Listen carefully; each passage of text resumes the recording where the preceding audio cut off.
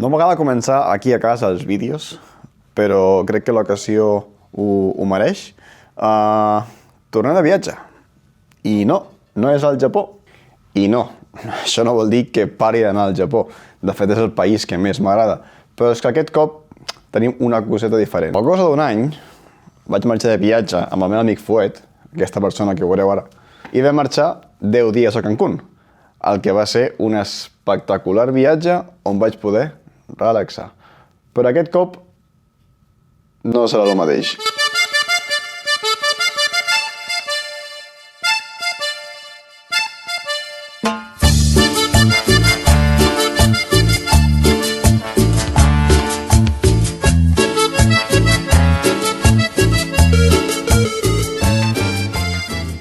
Què dius? Guardeu, Cochoa Vlogs. Travel with Capullo. Lo mismo.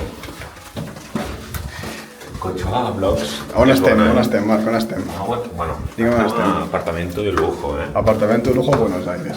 Palermo, Que després fotrem el vídeo. Palermo, Hollywood. A quina hora vam arribar ahir?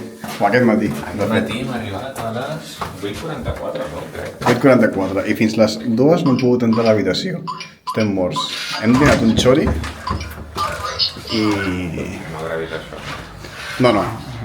El desordre no es grava. Però bueno.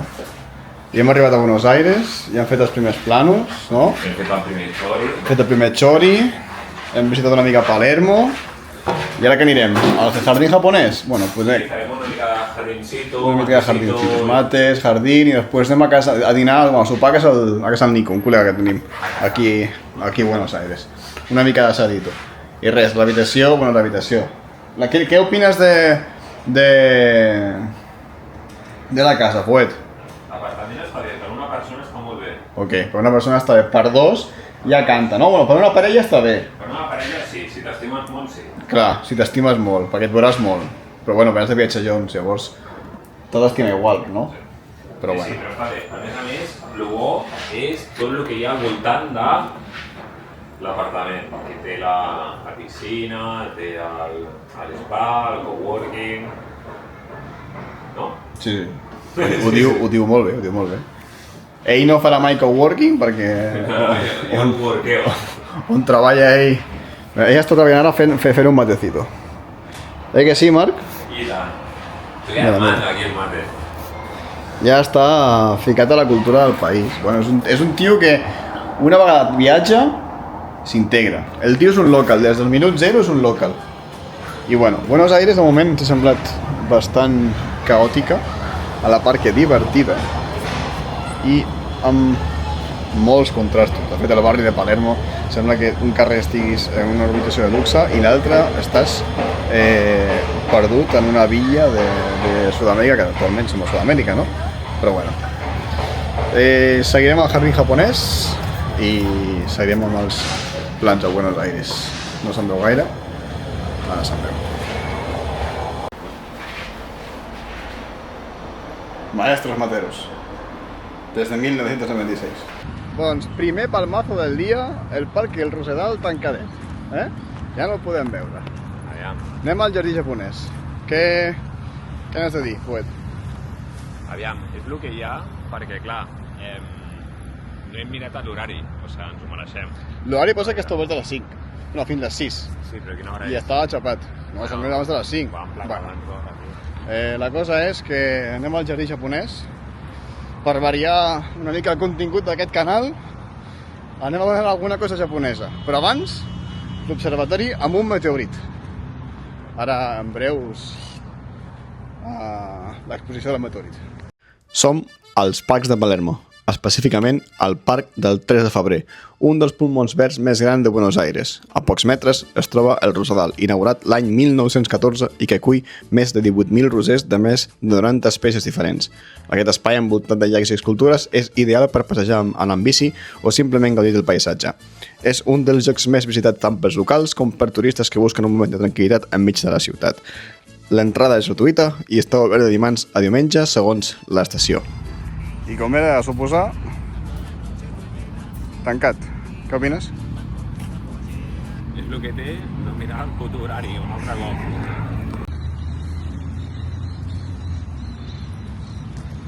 Al Rosedal no, però parques estem veient un munt i són macos. ¿No? Sí, muy verde el suelo. Todo muy tropical. Un ritmo tropical, un ritme de samba però argentina, més menys tango. Està maco. Ara amb el sol d'esquenes igual m'està donant una mica d'ai. Però bueno, és el que hi ha. Anem cap al jardí japonès un altre cop, si no he repetit 3 cops ja. I res, vols repetir tu que anem al jardí japonès? On anem, això? No, ho vols dir tu o no? Jo no sé on anem. Ah, vale. Ojo no caiguis, a les escales. Això és molt rotllo japonès, no? Situat al cor de Palermo, el jardí japonès és un dels espais verds més emblemàtics de Buenos Aires. Va ser inaugurat el 17 de maig de 1967, construït per la comunitat japonesa com a agraïment al poble argentí per haver-los acollit en temps d'immigració, i en honor a la visita dels prínceps hereus al tron imperial. Obert cada dia de 10 a 7, ofereix un recorregut per ponts tradicionals, llargs amb carpes coi i una vegetació acuradament dissenyada. L'entrada general per a residents argentins costa 4.500 pesos, mentre que per a no residents és de 13.500. Els menors de 12 anys i els majors de 65 anys entren gratis presentant el DNI, si és argentí. És un lloc ideal per gaudir de la cultura japonesa sense sortir de la ciutat. Òbviament no es pot comparar al Japó, però estoy a passar una estona tranquil·la i sossegada fora de la ciutat de la fervor, perquè Buenos Aires és molt caòtica. Primer dia a Buenos Aires, i ja m'ha atrapat. Entre parcs, història i racons plens de vida, la ciutat t'envolta sense demanar permís. Hem caminat, hem observat, hem respirat i hem entès. Aquí hi ha alguna cosa especial, i això tot just comença. Demà serà un altre capítol, però avui m'enduc la certesa d'estar en un joc que vibra diferent. Hem començat actius avui, Una mica de gimnàs i marxarem al centre, a la Casa Rosada, a l'Obelisco i tal, dinarem, i per l'altre tenim Palacio Bololo. És espectacular el puesto, o sigui, les facilities que té l'apartament, piscina, gimnàs, espectaculars. El segon dia va començar amb un recorregut per l'emblemàtica Casa Rosada, seu del govern argentí i símbol històric de la nació. Des de la plaça del Maig, on milers d'històries s'entrellacen, vam poder apreciar la vida quotidiana i els monuments que envolten aquest espai tan significatiu. El nostre guia en el Free Tour ens va explicar detalls fascinants sobre l'arquitectura i els fets històrics que van marcar aquest lloc. Seguim el recorregut pel mateix carrer Rivadavia, on es troba el famós Café Tortoni, un dels cafès més antics i emblemàtics de Buenos Aires, on la cultura i la tradició es respiren en cada racó. Més amunt, vam arribar a l'Obelisc, aquella icona portenya elegit el 1936 per celebrar el quart centenari de la fundació de Buenos Aires, lloc on es reuneixen bàsicament els hinchas argentins de la selecció quan va guanyar el Mundial a Argentina. Va ser el tancament perfecte per una matinada plena d'història i cultura abans de passar a la següent excursió. A la mateixa avinguda 9 de Julio ens trobem al Teatre Colón, un dels teatres d'òpera més importants del món. Deslumbra amb la seva arquitectura i història. Podem apreciar les imponents columnes i vitralles acolorides que decoren els halls que anticipen la majestuositat de l'interior. L'escenari, que apareix al fons, és testimoni d'innombrables nits d'art i passió. Les visites es realitzen tots els dies de 10 a 4, amb sortides cada 15 minuts i la durada és d'1 hora, i estan disponibles en diversos idiomes. L'entrada general són 25.000 pesos, però per als argentins són 1.000 pesos. És una experiència imprescindible per a qualsevol amant de la cultura i de la història. Després de visitar el majestuós Teatre Colón, vam seguir caminant pel centre de Buenos Aires, fins a la clàssica pizzeria Guerrín, un lloc històric on gaudir d'una pizza típica amb massa crocant i molt sabor. Després de menjar, vam continuar la passejada fins al Palau Barolo, un edifici emblemàtic inspirat en la Divina Comèdia, ple d'història i misteri que ara investigarem. Ja estem fent el Palau del tour del Palau Barolo i és espectacular. Les vistes són impressionants. Ara poso les imatges de com surt i és una passada. El Palau Barolo és una joia arquitectònica de Buenos Aires, construït entre el 1919 i 1923 per l'arquitecte italià Mario Palanti, inspirat a la Divina Comèdia de Dante Alighieri. L'edifici simbolitza el viatge de l'ànima a través de l'infern, el purgatori i el cel. A les imatges podem apreciar el hall principal amb la seva arquitectura neogòtica i art nouveau que crea una sensació de majestuositat i misteri. Des dels balcons exteriors, la vista panoràmica de la ciutat és impressionant, permetent contemplar el moviment frenètic de Buenos Aires des d'una perspectiva única. Aquestes terrasses connecten simbòlicament amb els cels que Dante descriu a la seva obra.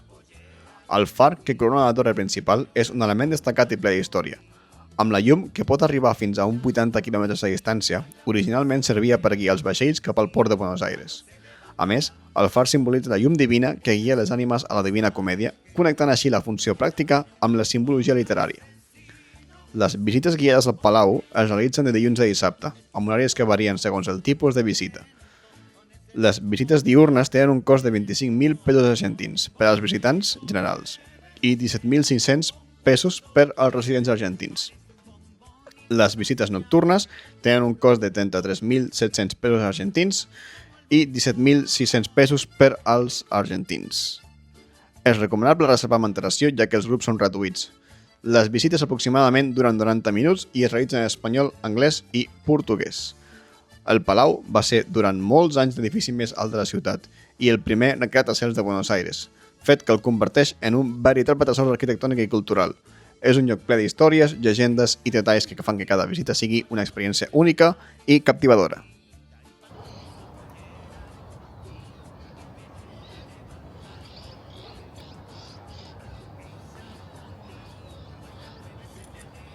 Comencem el dia per San Telmo, un dels barris més antics i amb més encant de Buenos Aires. Davant nostre s'alça la Basílica de Nuestra Señora del Rosario, un edifici que data del segle XVIII i que ha estat testimoni de els grans moments històrics, com les invasions britàniques. El seu exterior sobri i colonial contrasta amb l'interior, on els vitralls, altars i imatges religioses ens transporten a una altra època. Aquesta església també acull el mausoleu del general Juan Antonio Gutiérrez de la Concha, un dels defensors de la ciutat. Sortint de la basílica, seguim caminant pels carrers empedrats típics de San Telmo, entre façanes baixes, parets plenes de grafitis artístics i racons que respiren autenticitat. Arribem a la coneguda Estàtua de Mafalda, la nena més estimada del còmic argentí. Creada per Quino, asseguda en un banc, ens observa amb el seu somriure irònic, mentre ens recorda la importància de la llibertat, la pau i la justícia social. A pocs passos ens trobem amb una autèntica curiositat arquitectònica, la casa més estreta de Buenos Aires. Amb només 2,5 metres d'ample, és un símbol d'enginy i adaptació, construïda amb el que quedava disponible d'un antic solar. Des d'aquí continuem explorant el barri, on cada cantonada sembla amagar una història per descobrir. La nostra caminata ens porta finalment al famós Mercat de San Telmo, inaugurat el 1897. Aquest espai cobert, amb la seva estructura de ferro original, combina el passat i el present. Hi trobem des de parades de fruita i verdura fins a botigues d'antiguitats, llibres vells i objectes vintage. Els aromes de l'assado, l'empanada i el cafè torrat ens acompanyen mentre recorrem els passadissos animats. Per tancar aquest migdia ple de cultura i història, ens asseiem a menjar a la Brigada, una parrilla reconeguda per la qualitat dels seus talls i la carn, i l'ambient tradicional. Una alternativa autèntica i deliciosa al famós Don Julio, que ens deixa el paladar feliç i el cor ple de records. I per seguir amb aquest ambient tan colorit i tan futbolístic de la Brigada, arribem al barri més colorit i icònic de Buenos Aires, La Boca.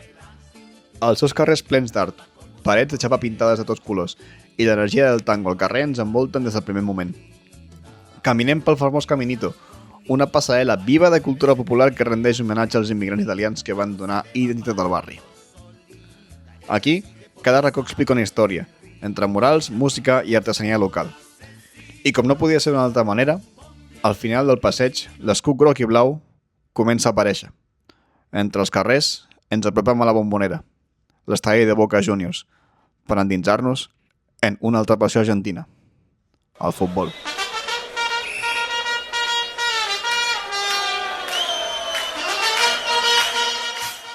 I ens endinsem al cor de la Boca per visitar un dels temples més emblemàtics del futbol mundial, la Bombonera.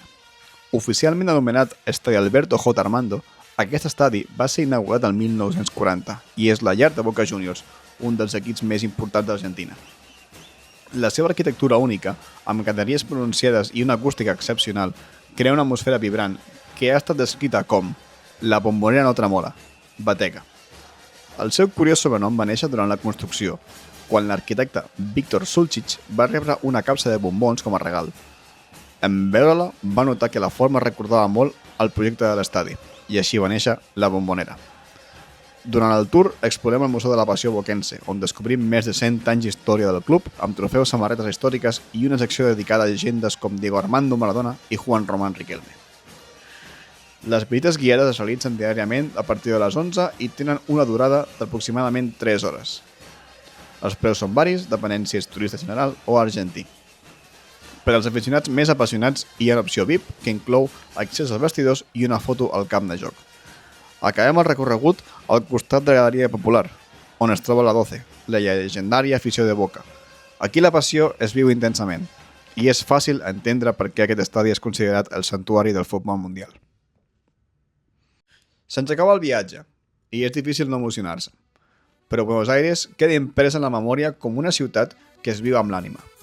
Ens hem perdut entre carrers amb història. Hem ballat el ritme d'un tango que no s'acaba mai, i hem tastat sabors que expliquen més de 1000 paraules. Des de les cúpules del Palacio Barolo fins als colors vius de Caminito, des del silenci de la Basílica del Rosario fins al crit de gol de la Bombonera, cada pas ens ha portat més a prop del cor porteño. Hem compartit rialles, menjars, mirades i moments. Ens hem deixat sorprendre per la calidesa de la seva gent i la intensitat d'una ciutat que no demana permís per emocionar. Buenos Aires no és només una destinació, és una experiència que es queda dins teu, com una melodia que segueix sonant encara que el viatge s'hagi acabat. I mentre el sol cau darrere de l'horitzó del Riu de la Plata, sabem que marxem plens d'històries, imatges i una promesa, la de tornar algun dia. El viatge per això no acaba aquí. El viatge continua. Fins aviat.